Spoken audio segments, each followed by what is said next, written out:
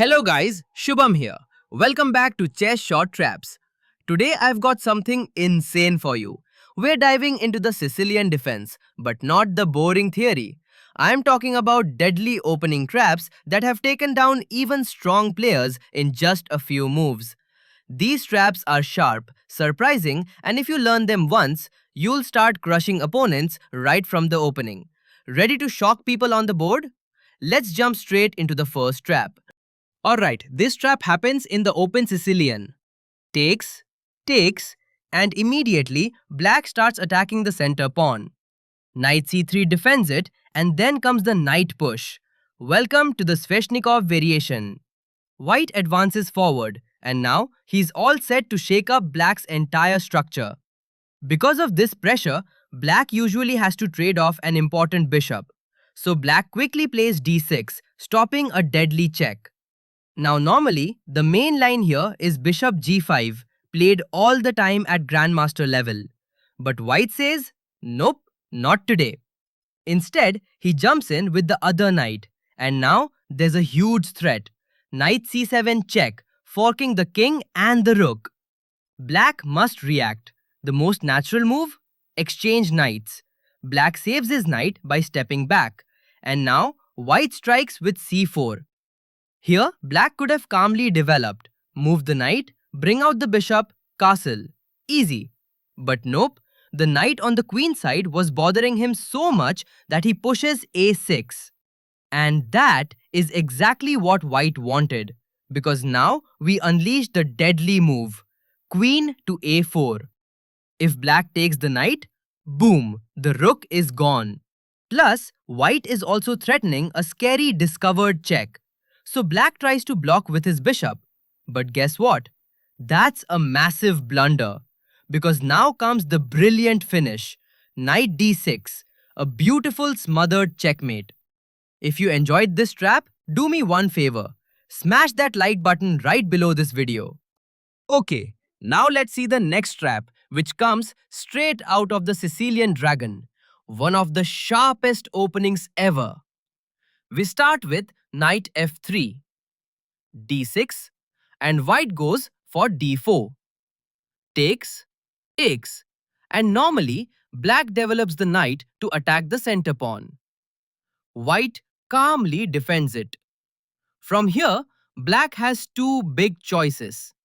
a6, entering the knight off, or g6, stepping into the famous Sicilian dragon.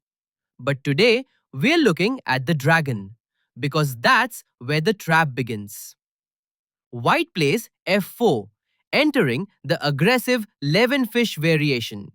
And if black isn't careful and goes for the natural-looking bishop g7, he's already in deep trouble. Watch this. White pushes e5, hitting the knight. Even if black captures, white simply recaptures. And now the knight must move. Let's look at black's options. Going back to g8? That's just wasting a move, completely pointless. So the two most popular replies are g4 and d5. Let's break them one by one. If the knight goes to g4, then white has a crushing bishop check. Black can't block with the bishop or the knight, because that leaves his own knight hanging. And if he tries to block like this, after the captures, black ends up losing his rook.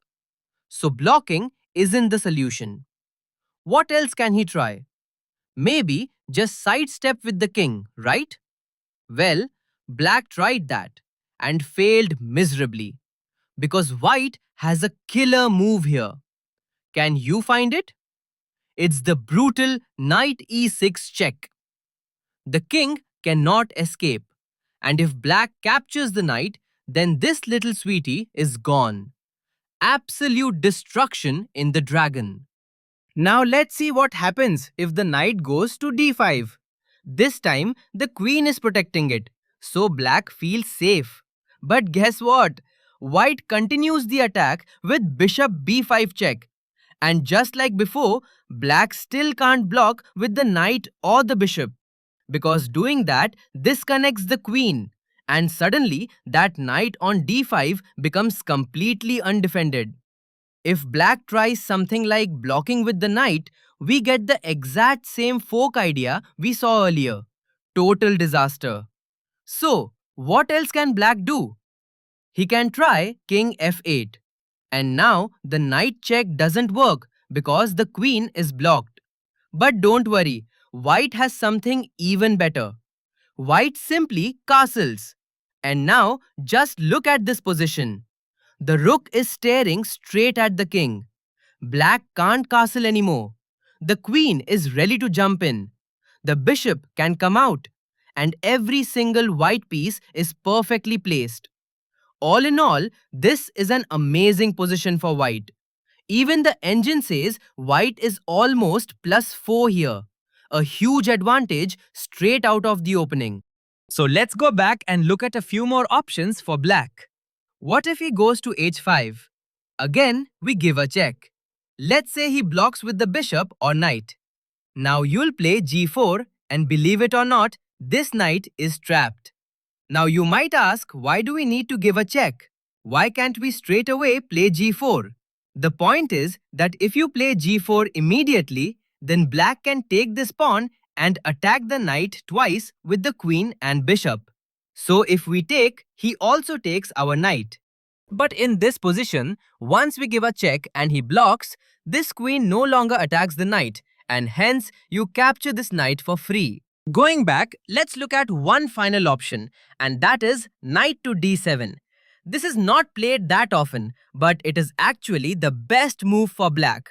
But having said that, white still ends up with an advantage after playing e6.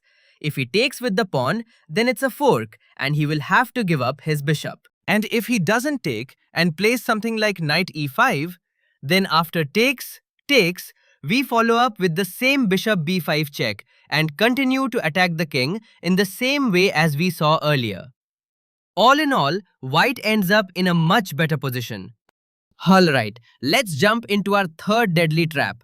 This one comes straight out of the Alapin variation. Black responds with the most common move, d5, inviting a pawn exchange.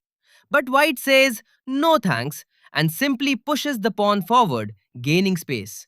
Now, black develops his bishop. Why? Because he wants to push his pawn soon. And first, he needs to get the bishop out of the pawn chain. White doesn't wait. He immediately takes control of the center. Black captures. White captures back. And here's where the trap begins. Black has many sensible moves, but he goes for a greedy idea.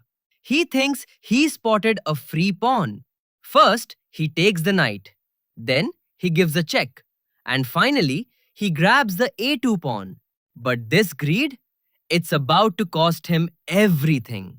White calmly plays bishop to c3, adding protection to the pawn. And now, black is in huge trouble. Because no matter what move black plays next, white simply brings the rook into the attack. And the queen is completely trapped. No squares, no tricks. The helpless black queen is gone. And the game is over. Moving on to our fourth trap. Here, white plays the Smith-Morra Gambit, sacrificing a pawn to open up his game. Then we see a few normal development moves from both sides. And after bishop c4, we reach a critical point in the game. The two most popular responses by black are e6 and knight to f6. By the way, if he plays something like bishop g4, pinning the knight, then we have the bishop sacrifice, after which we have the knight check, and finally white picks up the bishop. This is a good game for white. Alright, let's rewind a bit, because this position has a hidden twist. Here, black could still stay safe with e6, but in this game, he goes for something that looks completely natural. Knight to f6. A normal developing move, but it walks straight into white's trap. White plays the sneaky, poisonous move, e5. Now, black has two options, and both lead him into trouble. If he takes with the pawn, then white simply forces a queen exchange. That's totally fine for white. No danger at all. But if black gets ambitious and takes with the knight, that's where the real problems begin. Because suddenly he has to deal with multiple attacks on the queen side. Lines open up, pieces get exposed, and white starts attacking from every angle. And after few moves, it can also be checkmate like this. What looked harmless just a moment ago turns into a full on assault in white's favor. So here, black finally cracks under pressure. He thinks, forget all this. Let me just simplify. And he decides to exchange the knights first. But the moment he does that, he actually digs his own grave. Because now comes the move that shocks everyone. Can you guess what white plays here? Yes, the bishop sacrifice. White slams the bishop forward and black has no choice. The king is forced to move away from its queen. And once the king steps out of position, the queen is completely exposed. And this sweetie is gone. So that's all for today. If you enjoyed these traps and learned something new, make sure to hit that like button, drop a comment, and share it with your chess friends.